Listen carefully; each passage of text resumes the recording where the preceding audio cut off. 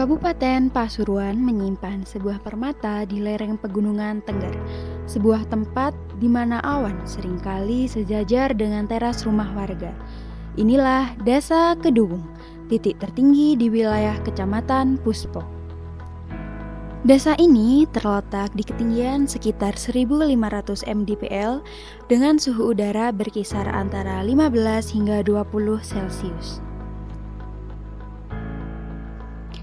Desa Kedungung terbagi menjadi 3 dusun, yaitu Dusun Kerajaan, Dusun Kedungung, dan juga Dusun Jambangan. Dusun Kerajaan merupakan jantung peradaban sebuah desa yang berfungsi sebagai pusat administrasi, sejarah, dan dinamika sosial ekonomi masyarakat. Fasilitasnya terdiri dari balai desa, SD Kedungung 1, Taman Kanak-kanak PKK 7 Kedungung, dan juga Masjid Jami Salamullah. Secara ekonomi, Dusun Kerajaan tidak hanya terlibat di pertanian, tetapi juga terlibat di peternakan dan juga terlibat di wirausaha.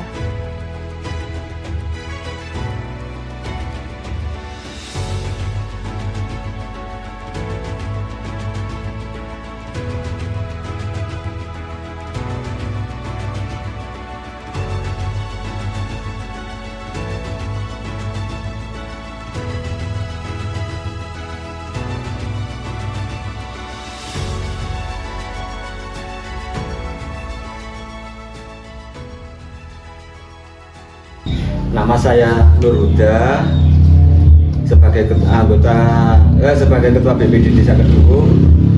Kesibukan saya sehari-hari sebagai guru mengajar di SDN Kedungung 2. Pak Nur Huda selaku BPD menjabat selama 11 tahun atau 3 periode. Mekanisme pemilihannya jika masyarakat menghendaki pemilihan dan ada calon, kemudian disepakati oleh desa dan dipilih oleh masyarakat. Menampung aspirasi masyarakat. Jadi masyarakat itu ada apa, mungkin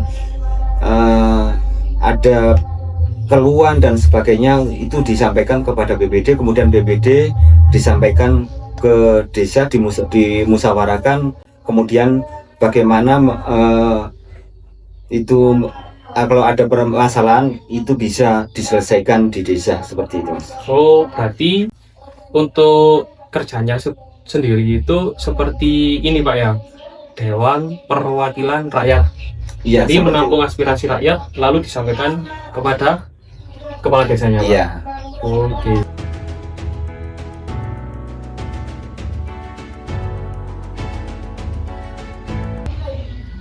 Nama saya Supaeja, umur 46 tahun.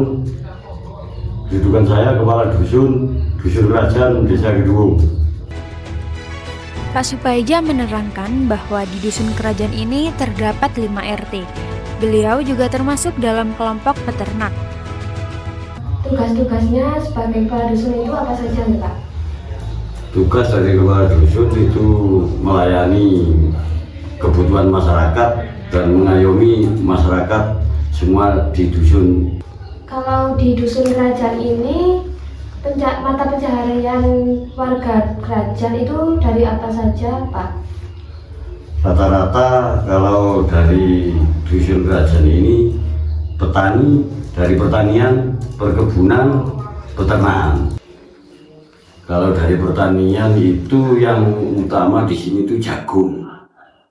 Yang kedua itu ada kentang, sayur-sayuran, gobis. Kalau perkebunan itu di sini itu yang baik itu kopi, cengkeh, alpukat, pisang, itu banyak di sini. Kalau peternakan itu dari sapi perah, kambing, ayam, dan lain-lain. Pilihan di desa, pilihan kepala dusun di Desa Kedungung ini, saya sebagai kepala dusun di Dusun Kerajaan ini dulunya itu pilihan melalui coblosan. Jadi langsung pilihan dari masyarakat. Baik Bapak, apakah harapan Bapak untuk dusun kerajaan ini ke depannya? Harapan kita sebagai kepala dusun kerajaan, mudah-mudahan nantinya itu bisa maju, sejahtera, itu yang kita harapkan. Karena dulunya itu jalan-jalan itu tidak ada, aspal-aspal itu mulai sekarang itu mulai ada, juga ke pelosok-pelosok desa itu mudah-mudahan bisa dapat dipatuhi semua, itu yang kita harapkan. Harapan kita mulai dari peternakan, pertanian, perkebunan ini mudah-mudahan dapat berkembang lebih dari tahun yang lalu. Ini yang kita harapkan.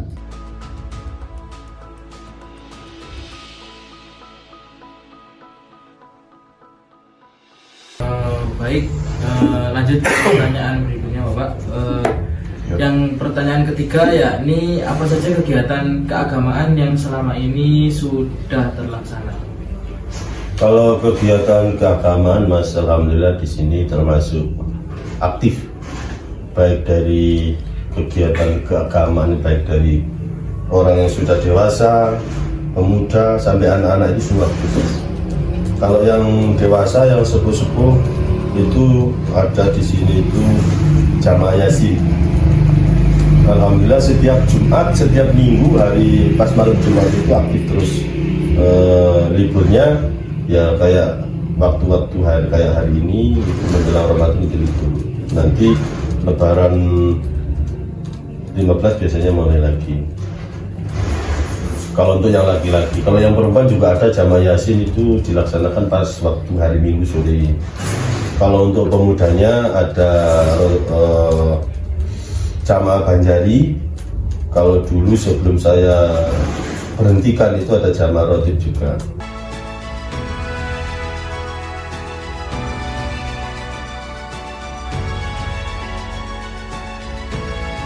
Assalamualaikum warahmatullahi wabarakatuh. Nama saya Evi Luciana. Saya berumur 32 tahun. Saya sebagai kelompok susu di sini.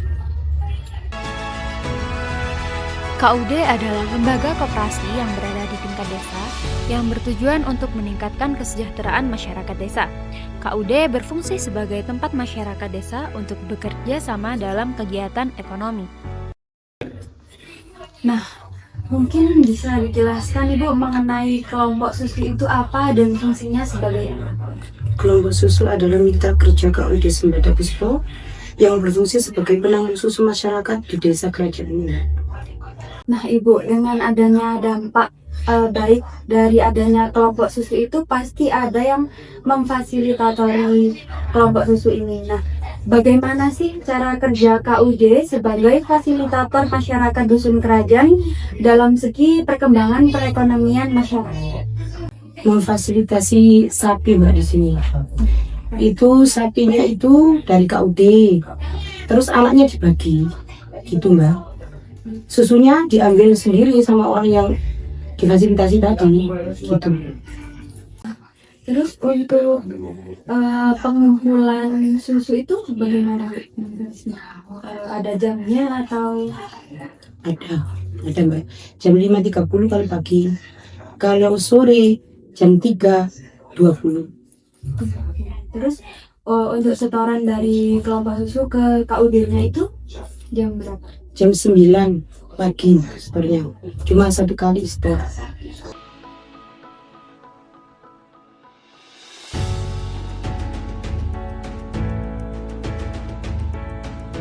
Oke, nama saya Sugito, nama lengkap ya. Usia saya 43. Untuk kedudukan di kelompok tani, saya sebagai ketua kelompok tani juga sebagai ketua Kapoktan. Untuk divisi dan fungsi kedudukan, untuk saya yang di kelompok tani itu membidangi ketua kelompok yang beranggotakan kurang lebih 50 orang. Dan untuk kapotannya itu menaungi 6 kelompok dan saya sebagai ketua kelompok yaitu bertugas untuk menyampaikan apa-apa yang diberikan dari BPP atau Ketahanan Pangan Kecamatan. Pak Gito menjelaskan bahwa kelompok tani didirikan atas dasar musyawarah masyarakat tani untuk mendirikan kelompok tani sekitar tahun 2000-an. Kelompok tani ada 6 kelompok dan masing-masing kelompok ada 50 orang. Dan Pak Gito termasuk salah satu ketua dari 6 kelompok tersebut. Intinya tujuan mendirikan kelompok tani itu dari kumpul-kumpul itu berpikirlah di situ untuk satu untuk menabung aspirasi daripada anggota dan itu untuk merancang untuk kegiatan ke depan di kelompok tani itu. Per petani itu punya kegiatan masing-masing seperti penanaman. Nah itu bisa nanti istilahnya itu diajukan ada yang ke pemerintah, ada yang kita swadaya. Nah selanjutnya komoditas apa yang dibudidayakan oleh kelompok tani Bapak? Oke, untuk saat ini ya kami budidayakan itu terus terang untuk kelompok saya itu membidangi di komoditas kopi. Ya karena istilahnya untuk kopi itu sekarang sudah istilahnya itu disukai atau disemangati oleh petani-petani di kelompok saya ya. Tetapi kami untuk desa untuk di desa itu ada 6 kelompok itu. Kalau yang di atas itu bukan kopi, ada horti itu Mas. Nah itu nyambung ke tadi yang istilahnya kapotan tadi ya. Istilahnya kalau kapotan itu kan kelompok itu gabungan, jadi tidak sama untuk komunitas. Tapi untuk kelompok saya sendiri khususnya yang di bawah ya di Dusun Kerajaan ini sekarang ini kopi.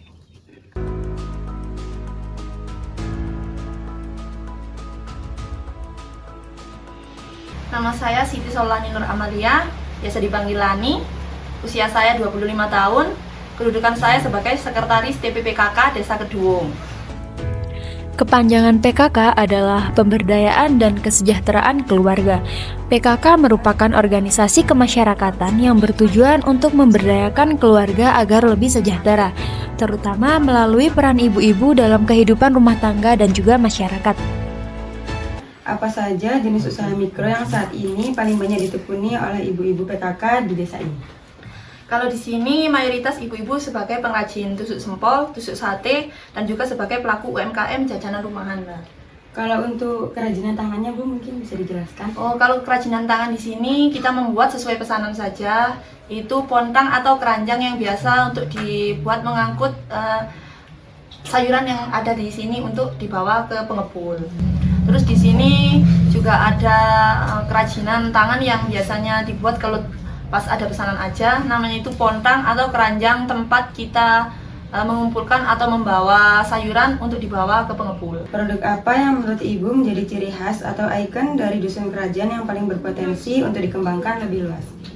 Untuk produk yang bisa dikembangkan lebih luas dan juga yang perlu dikembangkan itu susu sapi perah itu, Mbak ya. Jadi karena masyarakat di sini itu masih kurang pemahaman dalam cara mengolah susunya, jadi sementara ini kita masih langsung menyetorkan ke KUD saja. Lembaga apa yang menyongsong perekonomian di Dusun Kerajaan ini? Kalau di sini yang paling besar itu dari KUD, Mbak, karena di sini itu kita bekerja sama dari pihak KUD juga, seperti kita meminjamkan kita sapi untuk diperah, nanti hasilnya itu bisa kita ambil. Nama saya Pak Walil, sebagai tokoh agama Desa Keduung, Kedukan Kerajaan. Pelarian dari Mojopahit waktu itu seperti sembunyi gitu. Kalau khawatir ada pemburuan dari waktu Raden Patah di Mojopahit. Terus lari berdomisili di Keduung seperti orang sengitan, takut diserang orang Islam.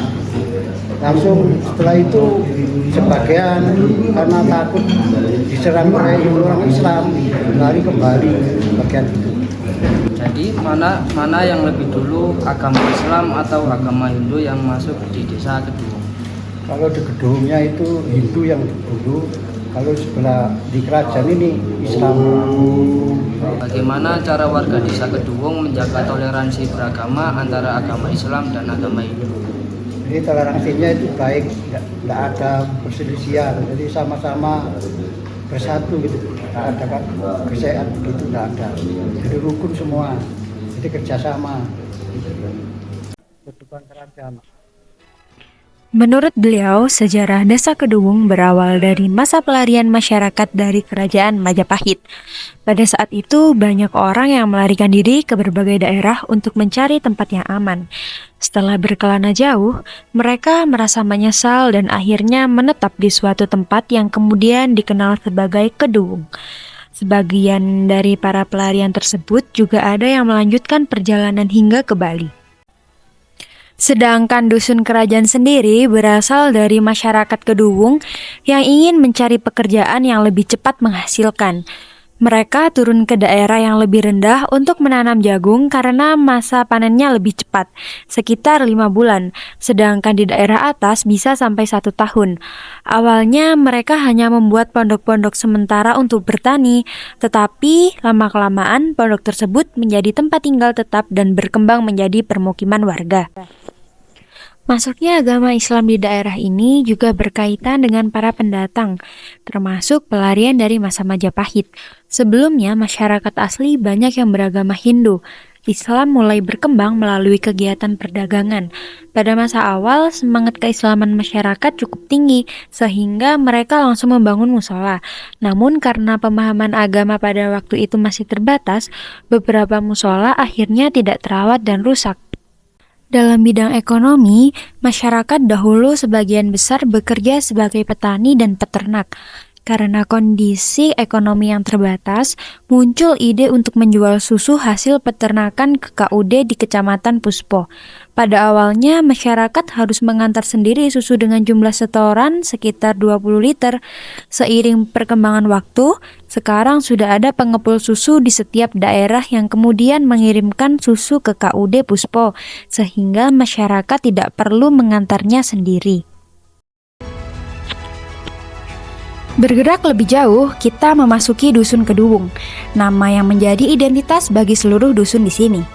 Di sini alam terasa lebih dominan, hamparan kebun kopi dan tanaman hortikultural menjadi pemandangan sehari-hari. Dusun ini adalah gerbang bagi siapapun yang ingin merasakan pelukan kabut pertama kali. Para petaninya adalah pejuang tangguh yang mengolah tanah miring menjadi sumber kehidupan yang subur. Fasilitas di sini ada SD Kedung 2, Balai Dusun, dan juga terdapat tempat ibadah orang Hindu atau yang biasa disebut pura yang bernama Pura Sapta Kumbanala.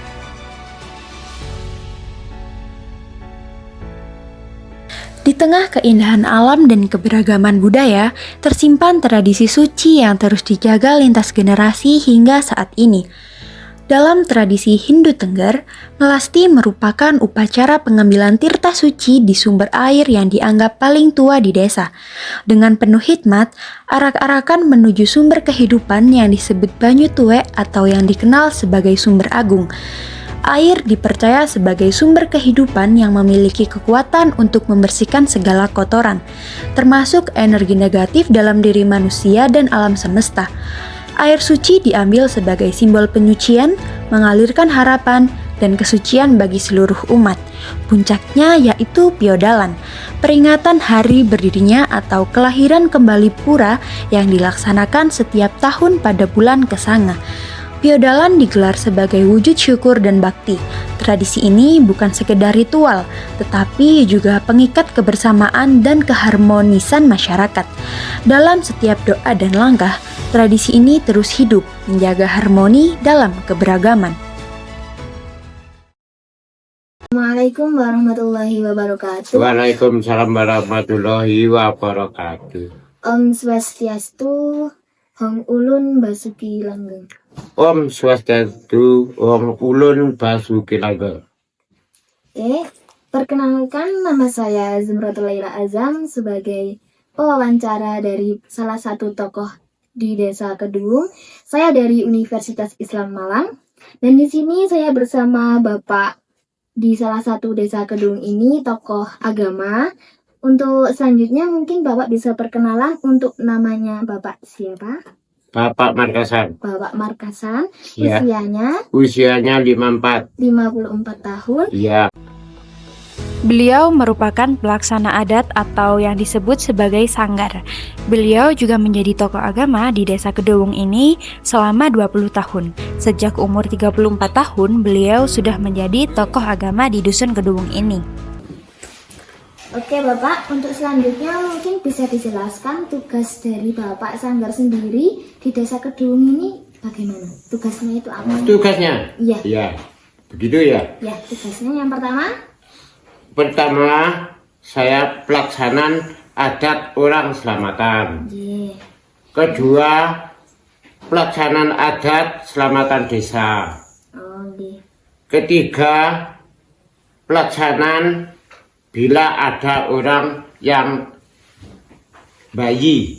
Oh, ya. Yang keempat, pelaksanaan bila ada tradisi luri di Desa Kedung. Tradisi luri? Luri, ya Luri seperti karo, seperti hari pujan, begitu. Oh, nih. Pujan kasada, pujan kapat, begitu Bu. Oh, ya. Oke, Bapak. Apa saja kegiatan keagamaan rutin yang ada di Desa Kedung ini? Kegiatan rutin itu Bu. Ya. Keagamaan rutin. Begini Bu ya. Ya. Melaksanakan persembayangan sehari tiga kali Bu. Itu pagi, siang, sore. Pagi, siang, sore. Ya. Untuk jamnya itu jam berapa Pak? Pukul 6. Pukul 6. 12. 6 sore. Jam 6 sore. Ya. Oh, seperti itu. Selanjutnya ini untuk kegiatan agama rutin apa saja yang dapat dilakukan di Desa Kedung ini? Kayak setiap bulannya itu melaksanakan apa saja? Melaksanakan ya Pertama tadi, yaitu pertama ya, purnama. Nah, purnama itu apa Pak? Purnama itu menyelamatkan pertengahan bulan. Pertengahan bulan. Setiap tanggal 15. Ya. Menyelamatkan kehabisannya bulan. Filmnya bulan itu. Filmnya. Ya. Tidurnya bulan itu. Ya. Tiap tahunnya ada piodalan, ada penyepian, ada ogoh-ogohan. Itu tiap tahun gitu. Setiap tahun. Ya, tiap tahun itu. Oke. Kalau untuk penjelasan dari ogoh-ogoh, terus piodalan sama penyepian tadi bagaimana Pak? Itu yang penyepian itu tidak bisa menyalakan lampu. Tidak boleh. Tidak boleh menyalakan lampu. Tidak boleh menyalakan api. Tidak boleh makan, tidak boleh tidur selama 1 malam 1 hari. Oh, 1 hari 1 malam tidak Ya, boleh melakukan tidak itu. boleh. Oh, ya. Tidak boleh bicara dengan temannya. Berarti diam aja Pak? Diam aja. Begitu kalau itu penyepian. Kalau piodalan menyelamatkan pura sabta kumbanala itu Bu. Yang disembah itu Bu. Oh. Itu namanya pura sabta kumbanala. Sabta Kumbana. Ya, di pura itu Bu. Itu semua masyarakat ke sana? Iya, semua Bu. Oh, semua. Semua masyarakat yang ke sana itu. Ya, untuk ogoh-ogohnya sendiri Pak? Ogohnya itu yang saya bicarakan dulu ya. Itu dibuat biar tidak mengganggu masyarakat. Oh, buat ketentraman masyarakat. Sini, gitu. Ya.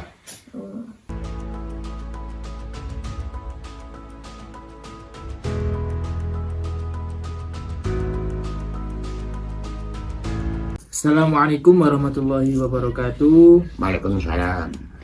Om Swastiastu. Om Swastiastu. Om Ulun Basuki Langgeng. Baik, perkenalkan nama saya Muhammad Rizky Ramadan dari Universitas Islam Malang dari kelompok 56. Jadi di sini saya bersama tokoh adat ingin mewawancarai berkenaan dengan adat yang ada di Dusun Kedung sini. Baik, langsung saja. Mungkin Bapak bisa perkenalan terlebih dahulu Pak, dari nama, usia berapa? Perkenalan nama. Iya, nama terlebih dahulu. Saya namanya Bapak Rahman. Bapak Rahman. Untuk usianya Bapak? Usia saya dulu kelahiran 1964 bulan 10 tanggal 12. Oh, berarti kelahiran tahun 1964 nih Pak? Ya. Ya. Kemudian Bapak di Dusun Kedung sini, kedudukan Bapak sebagai apa? Dukun Pandita melaksanakan adat Tengger. Oh, jadi di Pandita Romo Dukun gitu Pak? Nggih, Romo Dukun.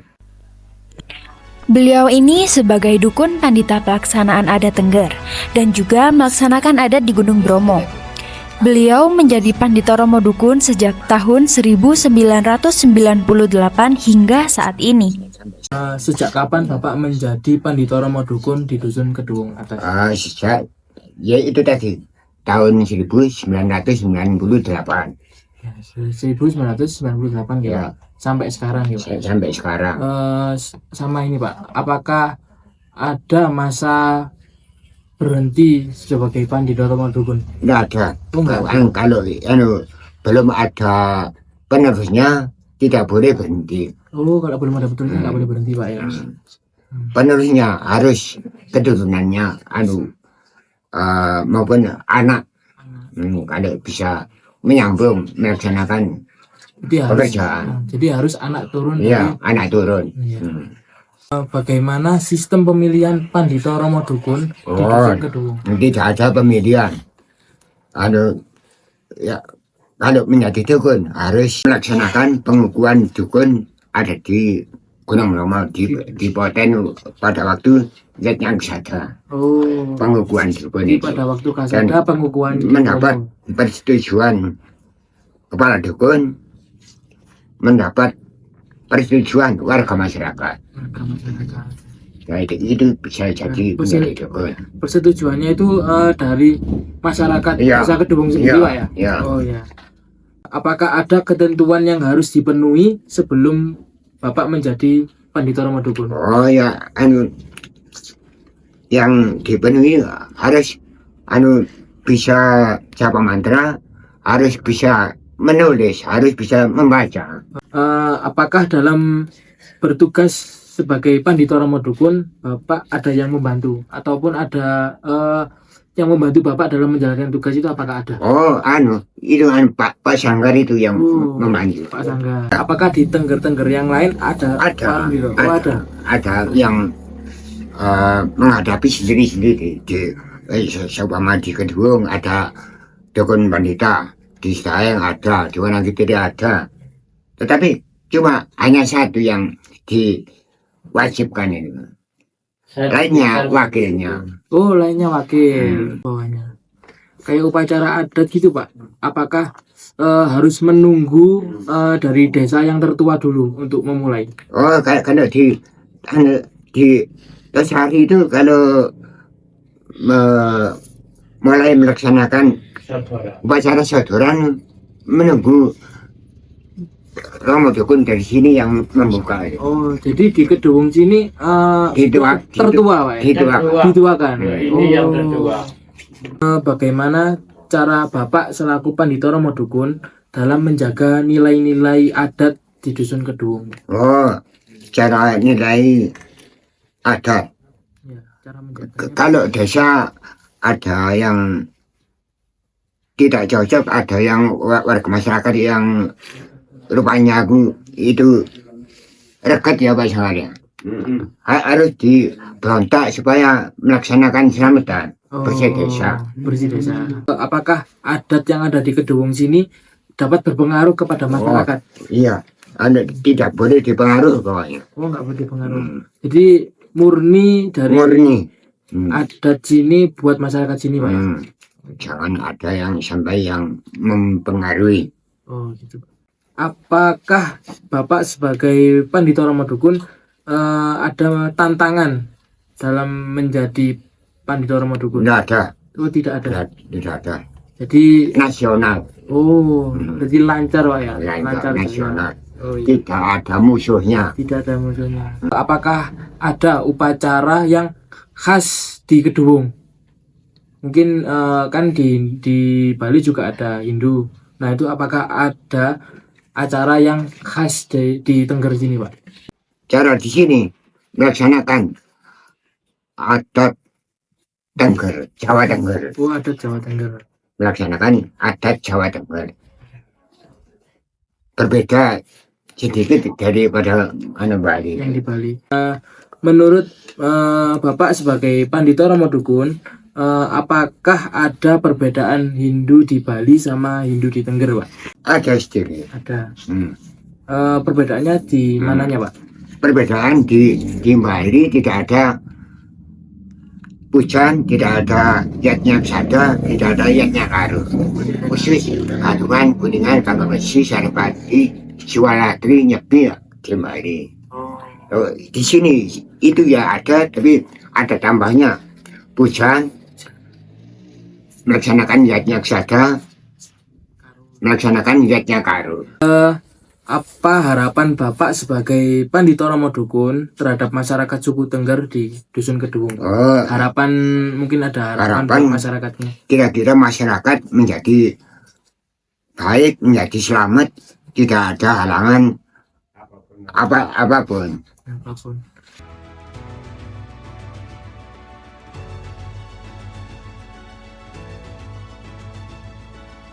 Sebelumnya jangan lupa assalamualaikum warahmatullahi wabarakatuh. Om Swastiastu. Om Ulun Basuki Langgeng. Perkenalkan, nama saya Mulyanto. Saya sebagai pemangku di Desa Kedung. Pemangku adalah tokoh adat atau pemimpin spiritual yang bertugas memimpin dan menjalankan berbagai upacara adat serta ritual keagamaan masyarakat Tengger. Pemangku juga dianggap sebagai orang yang memahami aturan adat dan menjaga tradisi leluhur. Apa itu Pak Mangku dan apa itu Mangku? Mangku itu sebenarnya di suku Tengger ini tuh apa sih Pak? Ya, pemangku itu adalah sebagai pelayan umat yang pertama. Pelayan umat berkewajiban di pura masing-masing, itu namanya pemangku. Jadi apa yang diperlukan di pura itu yang menjadi yang melayani itu adalah pemangku. Suatu misal ada persembahyangan, itu pemangku yang melaksanakan, seperti halnya ada upacara, misalnya kalau di sini ya itu ada yang paling kecil, itu ada upacara yang namanya Kliwonan, itu juga Pak Mangku yang melaksanakan. Kalau umat mempunyai kehendak melaksanakan atau mengaturkan baktinya atau mengaturkan rasa syukurnya, jadi Pak Mangkulah yang melaksanakan di situ, di pura. Kalau menjadi pemangku itu nggak ada istilahnya yang namanya pemilihan, nggak ada. Tapi tinggal diresmikan. Jadi menjadi pemangku itu kehendak dari hatinya sendiri. Jadi ikhlas melaksanakan atau menjalani kewajiban sebagai pemangku. Ya, setelah itu diresmikan, setelah tadi kan ada upacara pensucian seperti di atas tadi, ada upacara pensucian yang namanya pepintenan. Ya, kalau sudah disucikan, diwinten, itu sudah menjadi pemangku. Dan tinggal Pak Parisada Desa meresmikan sama Bapak Kepala Desa. Jadi setelah kita disucikan, diresmikanlah pada Pak Parisada sama Pak Kepala Desa. Jadilah pemangku. Oh, berarti ketika Bapak sebelum menjadi pemangku ini itu merasa siap dulu dan ikhlas dulu dan menyampaikan itu ke Pak Parisada. habis dari Pak Persata langsung diresmikan ke pihak desa. pihak desa. Jadilah pemangku untuk yang namanya pemangku itu layak hiburan. Jadi dengan keikhlasan lah menjadi pemangku itu tidak ada pilihan, tapi kehendak dari hatinya sendiri. Dan kenapa kok kita harus ke Pak Parisada? Karena Pak Parisada itu lembaga di atas. Karena kalau pemangku tugasnya di pura. Di pura kalau ada umat ke pura itu tugasnya pemangku. Tapi kalau Pak Parisada itu menaikkan umat di desa. Oh, berarti Pak Parisada itu keseluruhan umat, keseluruhan umat kalau Pak Parisada. Sedangkan kalau Pak Mangku hanya di pura. Apakah ada ketentuan sebelum Bapak itu menjadi seorang pemangku, Pak? Ada ketentuan yang boleh dilakukan, yang tidak boleh dilakukan, dan juga ada larangan yang tidak bisa dilakukan. Nah, terutama yang jelas setelah kita disucikan, kita harus mematuhi larangan-larangannya. Tidak boleh, yang jelas melaksanakan hal yang baik itu tentu ya. Tapi di situ ada larang-larangan sebagai pemangku, sehingga seperti ini contohnya ya, tidak boleh memakan ikan. Oh ya, tidak boleh memakan ikan. Ikan apapun tidak boleh dimakan itu sebagai pemangku. Dan tidak boleh membunuh semua hewan. Itu ya pasti, walaupun nggak jadi pemangku, ya mungkin itu nggak diperbolehkan. Karena kan itu semua kan isi alam semesta, sehingga kan kita harus bersahabat. Dan ya itulah yang bisa saya jawab. Yang lainnya banyak, tapi ya itu yang saya jawab. Oke, siapa? Dalam mengemban tugas sebagai seorang pemangku, Bapak Mangku ini apakah ada yang membantu, Pak? Ada. Ya. Pemangku di sini tidak hanya saya saja. Itu di sini itu 9 pemangku. 9 pemangku, dan itu ya berperan sama. Ya, berperan bersama. Melaksanakan bersama itu yang membantu. Dan juga dibantu, ada yang namanya Sarati.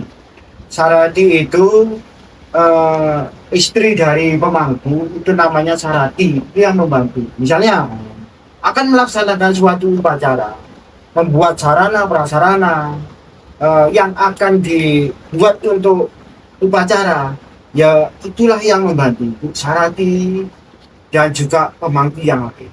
9 itu di pura yang sama, Pak? Nggih, di pura yang sama. Oh, berarti itu termasuk timnya apa? Ya, tim saya. Jadi ada ketua, dan juga ada ketua, juga ada yang mewakili. Tapi kalau di sini itu berstatus sama. Status sama. Ya, jadi sama-sama pemangku, sama-sama ngayal, sama-sama melaksanakan tugas. Jadi melaksanakan kewajiban, nggak ada yang besar, nggak ada yang kecil, sama-sama pemangku, sama-sama mengemban tugas dan kewajiban hidup.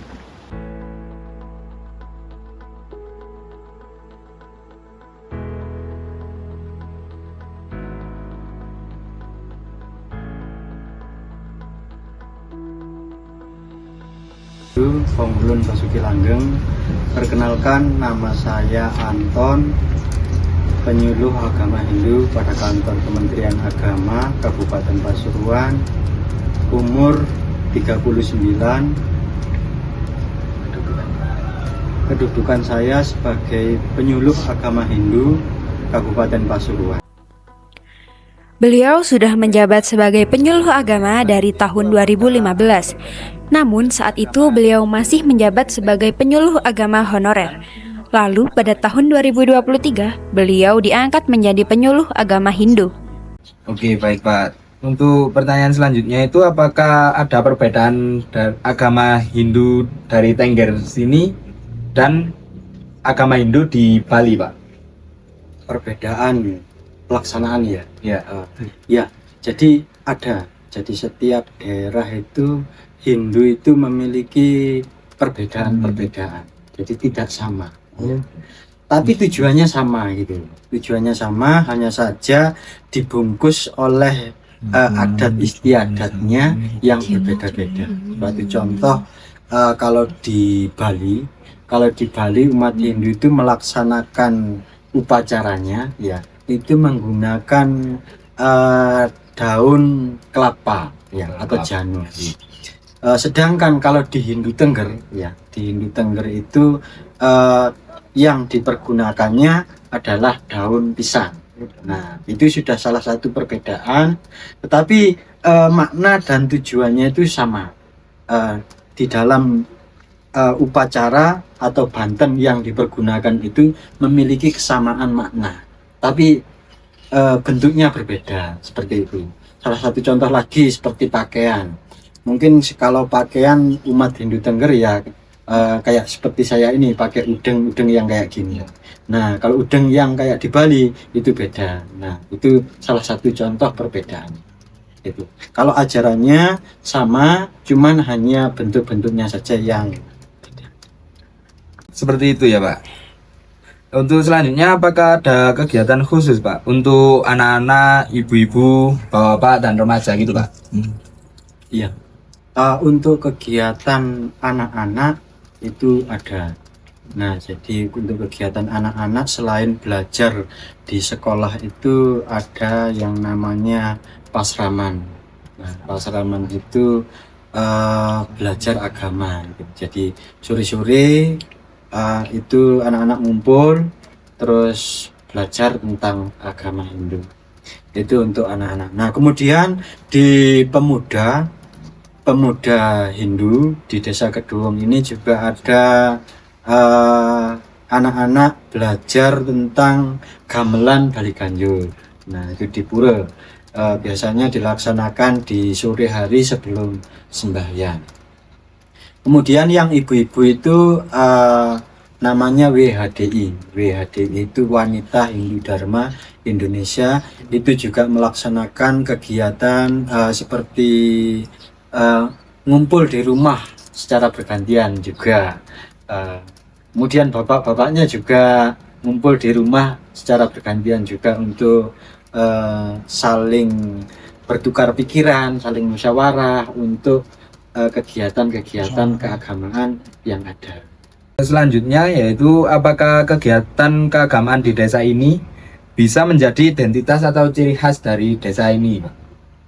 Iya, khususnya di Tengger di Desa Kedung ini ada beberapa kegiatan keagamaan yang menjadi ciri khas keagamaan di Desa Kedung. Salah satu contohnya adalah pelaksanaan upacara.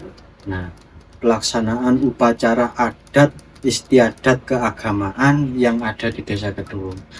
Ada yang namanya upacara entas-entas.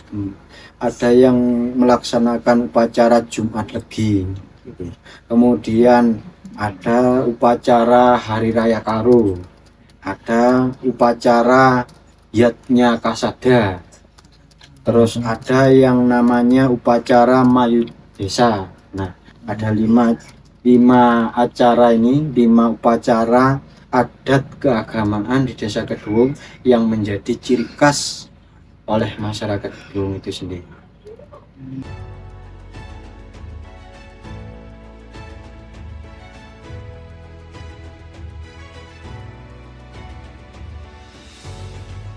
Om Swastiastu, Om Ulun Basuki Langgeng. Perkenalkan, nama saya Revalina Sejatul Hilmi. Di sini saya akan melaksanakan wawancara bersama Bapak Kepala Dusun Kedung. Mungkin Bapak bisa memperkenalkan nama. Nama saya Ponjio. Tanggal lahir 6 Februari 1974. Kedudukan Bapak di Dusun Kedung ini sebagai apa ya Pak? Saya sebagai Kepala Dusun Kedung. Selain menjadi Kepala Dusun Kedung, beliau juga menjabat sebagai Wakil Ketua BPD selama 5 tahun, Pemangku selama 10 tahun, Parisada 10 tahun. Saat beliau menjadi Parisada, beliau juga merangkap menjadi Kepala Dusun. Boleh dijelaskan kepala dusun itu tugasnya apa saja? Kepala dusun adalah kepala wilayah, tugasnya adalah bertanggung jawab dengan adanya wilayah tersebut, yaitu dusun Kedung ini terdiri dari tiga dusun. Kebetulan untuk dusun Kedung adalah dusun yang kedua, yaitu dusun Kedung ini saya kepalanya. Tugas saya adalah bekerjasama dengan para RT RW membangun dusun dan melayani masyarakat dusun Kedung ini. Saya beserta RT RW-nya. Baik, langsung saja Pak memasuki pertanyaan yang pertama. Bapak bisa menjelaskan bagaimana sejarah singkat mengenai dusun Kedung ini? Dusun Kedung secara singkatnya adalah dulu itu setelah peradaban kerajaan Mojopahit runtuh, itu banyak pelarian dari Mojopahit karena kerajaan Hindu sudah runtuh, maka banyak yang datang ke arah selatan, yaitu ke arah Bromo pada umumnya, dan bertempat tinggal di sini. Nah, kebetulan untuk Kedung ini dulunya itu kata leluhur dulu ya, itu sudah diturun temurun bahwasanya di Kedung itu ada seorang empu. Dulunya itu empu itu membuat senjata. Nah, setelah karena kerajaan ini sudah runtuh dan itu keadaannya seperti dikejar, akhirnya seorang empu tadi lari dari Kedung dan itu diambil. Setelah itu diambil nama Kedung ini adalah Duwung, aslinya itu Duwung. Duwung itu nama keris, bahasa keris itu Duwung namanya. Diambillah nama Kedung. Itu sejarahnya dulu untuk desa Kedung. Jadi aslinya itu dari nama keris. Oh, jadi nama Kedung ini berasal dari nama keris. Duwung. Bahasanya keris itu Duwung. Duwung itu bahasa Tenggernya. Bukan, bahasa Jawa kuno. Bahasa Jawa kuno. Sehingga sampai sekarang itu kalau ada orang hajatan itu ya, yang namanya piandel itu pasti ada kerisnya. Setiap orang hajatan itu bersandingan dengan pakaian namanya pakaian leluhur, pakaian Pak Buyut namanya. Itu pasti disertai keris.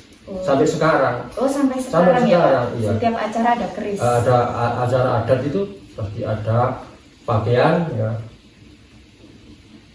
Istilahnya ageman itu pasti dengan keris. Berarti setiap orang memiliki keris sama pakaian? Enggak harus setiap orang, tapi yang punya ya seperti kepala adatnya Pak Dukun, terus Pak Lurah pasti punya. Ya itu yang dipakai bergantian. Bergantian. Ya, kalau punya hajat itu dipakai itu. Baik Pak, memasuki pertanyaan yang selanjutnya. Apa saja mata pencaharian warga Kedung ini? Mata pencaharian pada umumnya untuk desa Kedung, Mbak, itu yang paling banyak itu bercocok tanam, petani semuanya. Petani. Sambil beternak, petani, tapi sampingan untuk beternaknya. Itu yang hampir mayoritas petani. Mayoritas petani. Ya, Pak. Bisa diberikan contoh untuk pertaniannya itu apa saja? Pertaniannya pertanian hortikultura. Jadi contohnya seperti kentang, bawang pre, sayuran. Sayur-sayuran. Dulu itu bahan pangan di sini tuh nggak beli dulu. Ini baru-baru tahun kemarin ini hampir habis tanam jagung. Untuk bahan pokok dulunya itu jagung dulu. Nah, kalau sekarang sudah beras semua. Oh, jadi dulu makanan pokoknya itu jagung. Kalau sekarang nggak, sudah ya ada, tapi cuma bisa dihitung yang nanam jagung sudah beralih ke beras semua. Oh, kalau peternakan di sini apa? Sapi jantan penggunaan. Oh, penggemar. Ya kambing ya ada tapi nggak banyak. Oh, iya. Tapi yang sebagian besar cuma itu tani. Tani ya Pak, mayoritas. Semua warga yang ada di Kedung ini punya pertanian semua, punya lahan pertanian semua. Oh iya. Walaupun sambil itu sebagian itu sambil kerja harian di milik temannya, tapi mereka sendiri tidak luput punya lahan sendiri pertaniannya. Selanjutnya, apa saja sumber daya alam di Dusun Kedung ini? Sumber daya alam di sini yaitu tadi Mbak. Jadi untuk kesuburan tanah dengan ketinggian 1.500 meter dari permukaan air ya. Jadi untuk mutu hasil buminya itu sangat bagus. Seperti kentang, bawang pre, seperti cabai, jagung, terus kopi Jawa itu bagus Mbak sini. Kalau daerah-daerah bawah di dataran yang agak rendah dari sini ya sekitar 100 ke bawah, 100 meter ke bawah itu sudah beda lagi. Oh beda. Iya. Jadi itu untuk sumber daya alamnya yang bagus di sini itu. Oh iya Pak, apakah ada keunikan di Dusun Kedung ini? Salah satu keunikan di Dusun Kedung ini pertama ya, itu ada pesawat jatuh untuk dua tahun yang kemarin. Itu menjadi lokasi pesawat jatuh itu banyak yang meninjau. Hingga sekarang itu diberi tenger di situ, ada yang namanya Padmasari dipasang seperti apa ya namanya, dipakai dikelilingi rantai itu posisinya strategis di situ karena berdampingan dengan Watu Gedek. Ya, itu namanya lokasinya Watu Gedek. Itu banyak yang meninjau di situ. Dan untuk keunikan yang lainnya itu salah satunya yang menonjol tentang adat istiadat yang ada di Kedung ini. Sama-sama Tengger, untuk wilayah-wilayah lainnya itu sudah banyak yang berubah. Khusus untuk Kedung ini, mulai zaman dulu sampai sekarang nggak ada yang bergeser sama sekali. Jadi masih utuh. Utuh dari utuh. Dari luhur dulu. Bahkan sampai sekarang banyak untuk yang lainnya itu istilahnya menengok ke Kedung. Istilahnya bisa menjadi patokan untuk tentang adat istiadat. Oh ya, jadi meskipun sesama Tengger itu beda ya Pak Beda adatnya ya, karena adat itu Mbak itu disesuaikan dengan daerah setempat. Oh iya. Kalau namanya sama, untuk pelaksanaannya nunggal misah, jadi ada yang beda tapi tujuannya sama. Oh iya. Terus Pak, untuk yang tadi lokasi pesawat jatuh itu berarti sekarang udah menjadi wisata atau bagaimana? Ya belum, tapi banyak sudah orang yang ingin berkunjung, ingin tahu. Bahkan dari Lanut sendiri ya sekali sering ke sana dengan keluarganya. Ya warga sini yang antar ke sana. Lokasinya jauh Pak? Sekitar 2 kilo dari sini ya. Nah, Parisada juga beserta anggotanya. Ada namanya pengurus pura, itu di bawah naungan Parisada. Pengurus pura itu bertugasnya ya untuk mengurus pura. Itu apa yang menjadi kebutuhan pura, untuk membersihkan pura, itu namanya tugasnya pengurus pura. Itu untuk susunan dari Parisada. Kalau dari adat, kepala adatnya itu adalah Dukun Pandita namanya. Dukun Pandita. Dukun Pandita. Dukun Pandita itu ada pembantunya, namanya Pak Sanggar. Pak Sanggar. Pak Sanggar. Pak Dukun tanpa adanya Pak Sanggar nggak bisa kerja. Pak Sanggar ada pembantunya. Ya. namanya wong dandan atau legen. Wong Wong dandan. dandan sama Pak Legen itu yang menyiapkan, yang menata sesaji tugasnya. Menata Sesaji itu tugasnya Pak Sanggar, ada Pak Legen sama wong dandan.